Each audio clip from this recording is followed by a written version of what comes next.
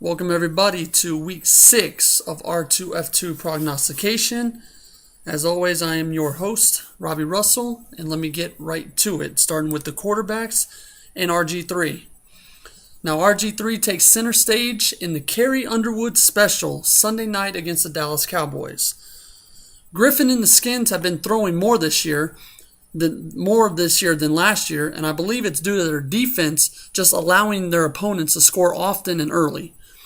I don't see this changing come Sunday night, and against the Cowboys, who hold the 31st ranked pass defense that has also given up the most passing scores with intercepting the ball only 5 times.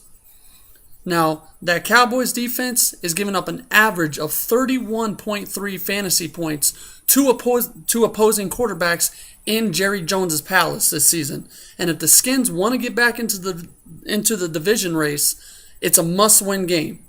Now, remember when I say 31.3 fantasy points, the format I'm talking about is 1 fantasy point per 20 yards passing, 4 points for a touchdown, and minus 1 point for an interception. So when I'm talking about quarterback points, that's the format I'm using. In addition to RG3, I also like Cam Newton, who was sacked a season high 7 times last week against the Arizona Cardinals out in the desert. But yet, even though he was sacked 7 times, he still managed to throw over 300 yards. Now, as I said, he was sacked 7 times. The Cardinals' defensive line really put pressure on Newton, which resulted in making Cam throw those 3 interceptions. Now, Newton in that game also should have had at least 1 touchdown that was dropped by Steve Smith wide open on a little slant into the end zone. This Sunday, however, should be a different story for Newton and company. The Vikings have the 4th fewest sacks and ranked 4th worst against the pass, despite being tied for 3rd in interceptions. Now, with the Vikings' inability to pressure the quarterback and unable to sack the quarterback, Newton's going to have more time in the pocket to read the defense, get the ball out, find the open receivers downfield. And keep in mind that Minnesota also ranks right in the middle almost of the pack at 14th against the run, which is not superb, but it's not bad. But it does mean Cam could tuck the ball and take off running downfield. In addition to those 2 quarterbacks, other quarterbacks I just love for week 6 are Tony Romo, Andrew Luck, Jay Cutler Thursday night against the Giants, who have a miserable 5 sacks and only 4 interceptions on the season. And my gamble player of the week is Tampa Bay Bucs quarterback Mike Glennon. Now, Glennon's going up against the 3rd worst passing defense in the Eagles on Sunday in Tampa. The Eagles are giving up 26 points on average to opposing quarterbacks on the road this season, and Glennon definitely has the weapons in that offense to produce those points. If you have Matt Ryan on your team and you're looking for that bye week fill-in, give Mike Glennon a shot. Bench warmer candidates at the quarterback position for week 6 is Sam Bradford, Matthew Stafford, especially if Megatron sits again, which I don't think will happen, but Reggie Bush said today that the team practiced without Calvin Johnson playing come Sunday. Terrell Pryor, Russell Wilson, Geno Smith, and Colin Kaepernick. Moving right along into the running backs.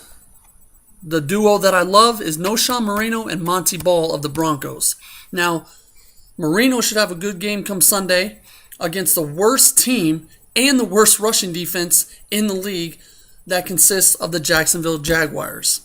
Moreno is really having a nice season. Hopefully he can stay healthy. But as I said, he's having a nice season as of right now, not only as a runner, but also as a receiver out of the backfield. He's presenting Peyton Manning with a very nice check down option.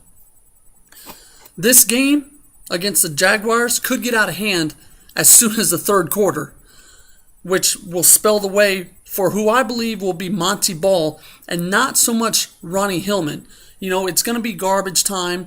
They know what Hillman has. They know what Hillman can do, but it'd be a perfect chance to get Monty Ball, the rookie, some playing time and see what he can do. So I really like Monty Ball and Ronnie Hillman. Another one is Danny Woodhead. Now, Woodhead's going to get the start in San Diego come Sunday, who is replacing the injured Ryan Matthews. And it's not like Woodhead wasn't starter material already, posting 20 or more fantasy points the last 2 weeks, especially in PPR leagues. Now, Woodhead's a guy that can handle a full workload, and he's going up against a Colts defense that has given up almost 12 points to starting running backs per game. A few other running backs that should put up good numbers for this week 6 for these week 6 matchups is Matt Forte, DeMarco Murray, Zach Stacy, Arian Foster, Bilal Powell of the Jets, Giovanni Bernard of the Bengals, and Willis McGahee of the Browns. Now, on the flip side, a few running backs I'm not high on, as I've done a couple of times this season. One that I'm not high on this week is LaShawn McCoy. Now, again, McCoy's a stud. You have to start him. You never bench your studs. But he's facing a stingy Tampa Bay Buccaneers defense. A defense that has not given up a rushing score yet this season, and they rank 9th against the run. By the way, they're the only team to not give up a rushing score this year so far. Or they're the only team. Now, McCoy becomes viable and a huge weapon in PPR leagues. And he presents that check down option, especially if Nick Foles is starting.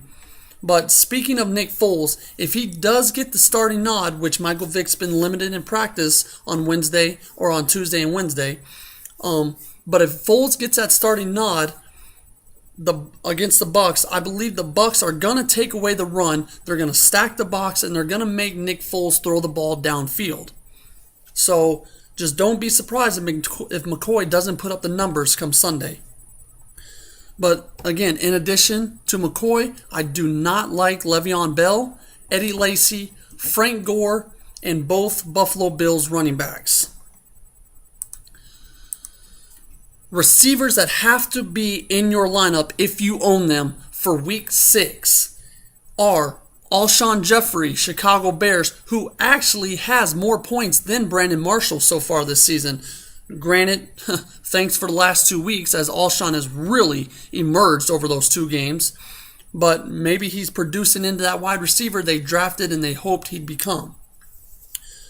T.Y. Hilton against that Chargers pass defense that is reaching the ranks of where the Redskins are. They're in that atrocious category pretty soon, giving up 10 passing touchdowns with only 1 interception.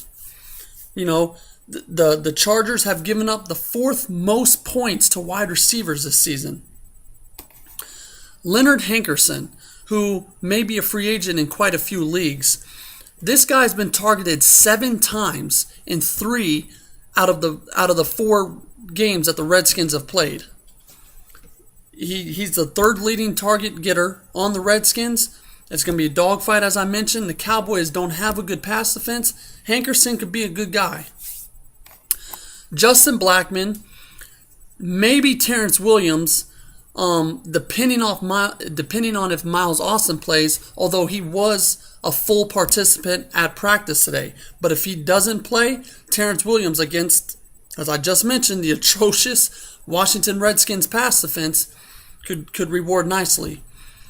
Torrey Smith, DeAndre Hopkins, and Dwayne Bowe, who has 25 catches for 352 yards and 2 touchdowns in his last 5 games against Oakland.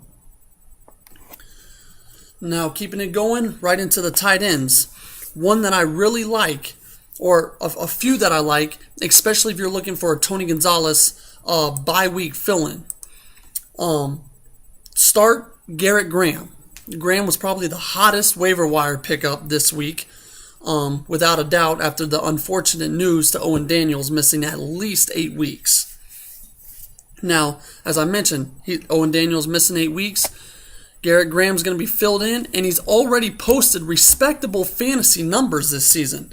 if you look at it, despite the struggles from the quarterback, Matt Schaub, and being number 2 tight end in Houston behind Owen Daniels. Also, again, as I mentioned, you have to start Julius Thomas. It doesn't matter. It does not matter if the game's only going to be a half. Julius should at least put up maybe a touchdown and some good yardage in the first half alone against the Jaguars. As I said, their pass defense is okay. Their rush is really suspect, but you still have to start Julius Thomas regardless. Heath Miller and a deep sleeper I like this week goes along with RG3 and Hankerson, and that's tight end Jordan Reed in Washington. I mentioned, as I said, I liked RG3, I liked Hankerson. Well, I also like Jordan Reed because Dallas has given up the most points to tight ends through the first 5 games this season, and they've given up 4 scores to tight ends that are starting in the season so far. So, and as I said, it's going to be a close game. I believe RG3 is really going to have to throw it. Dallas's defense is pretty tough. I don't see Alfred Morris doing a lot. I think it's going to be a passing game come Sunday night. You put Reed in there, he could really surprise.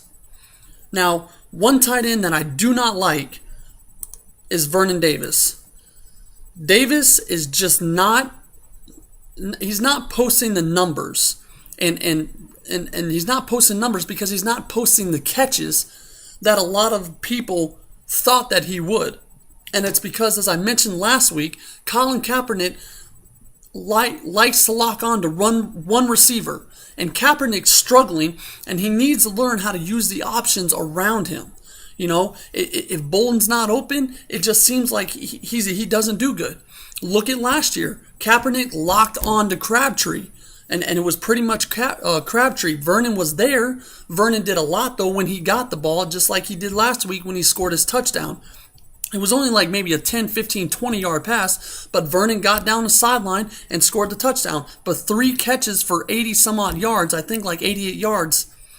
I mean, he did it all on the touchdown. Other than that, he doesn't put up nothing. I mean, he's only had 5 catches over the past 2 games. And if you look, in both games last year, with Colin Kaepernick starting now, the Cards held Vernon in check. He only posted, between both games, 3 catches for a lousy 39 yards. If you have Vernon, you may want to look at one of the sleeper options that I mentioned a moment ago. A few kickers. Dan Bailey, Ryan Suckup, Billy Cundiff, and Adam Vinatieri. And to wrap it all up, for defenses, the Cincinnati Bengals, the Kansas City Chiefs, the Seattle Seahawks, as they should always be started, the Chicago Bears. The Giants may win, but you're still going to get some freaking turnovers from Eli Manning and company. And last but not least, the Tampa Bay Buccaneers. Deshaun Jackson's been running his mouth a little bit, saying how Darrelle Revis can't keep up with me. But keep in mind, Deshaun, last time you faced Revis, he held you to 2 catches for 28 yards. He may have lost a step, but he's still one of the best corners in the game. So there you have it. That is week 6 of R2 F2 Prognostication. Thank you for the continued support. I really appreciate you all that watch my videos, that write me comments or whatever, tweet me comments, text me. I love all the questions. Any questions I have, I love answering them. Just keep them coming. Until next week, good luck in week number 6. I'm Robbie Russell, and I'll see you right back here next week.